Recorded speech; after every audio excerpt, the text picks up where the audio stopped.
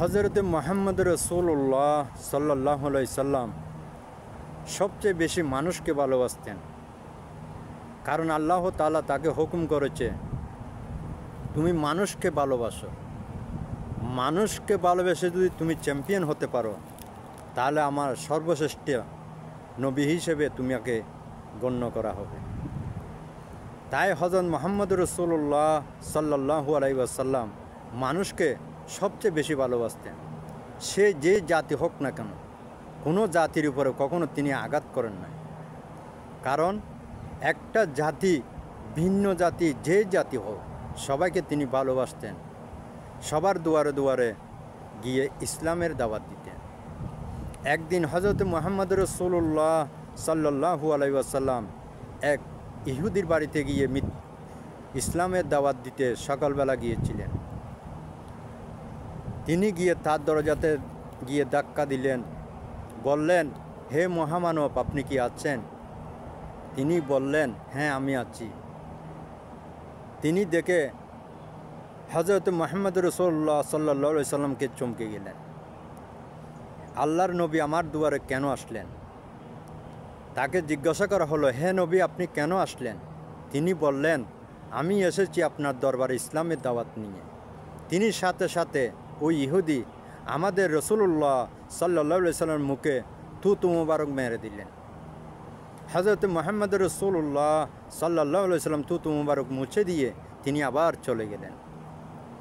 চলে যাওয়ার পরে এরপর দিন সকালে আবার আসলেন তার দরবারে। এরপর দিন আবার আসলেন তার দরজার সামনে। তিনি আবার নবীকে দেখে বললেন, আপনাকে তো বারবার বলেছি আমি ইসলাম সম্পর্কে আমি জানতে চাই না, বুঝতে চাই না, কেন আপনি বারবার এসে আমাকে এই সকালবেলা বিরক্ত করতেছেন? হযরত মুহাম্মদ রাসূলুল্লাহ যখন পিছুর দিকে মুখ ফিরিয়ে হাঁটতে লাগলেন, তখন ইহুদি ডেকে বললেন, হে আল্লাহর রাসূল, একটা কথা আমাকে জবাব দিয়ে যাও। আপনি প্রতিদিন আমার দরজার সামনে এসে কেন ইসলামের দাওয়াত নিয়ে আসেন, আপনাকে এত অপমানিত করার পরও?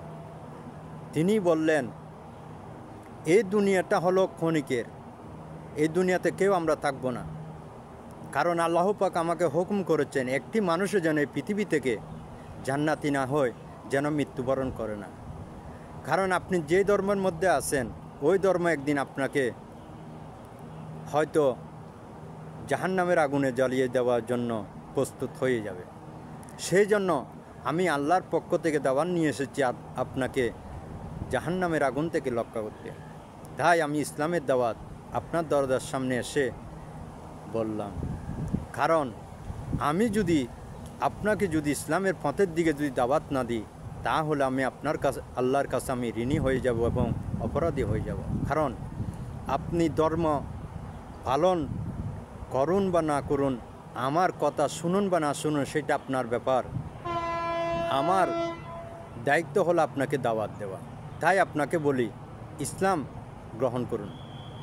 ওই ব্যক্তি তখন ওই কথা স্মরণ করে বলল, নিশ্চয় ইসলামের ভিতরে কিছু আছে।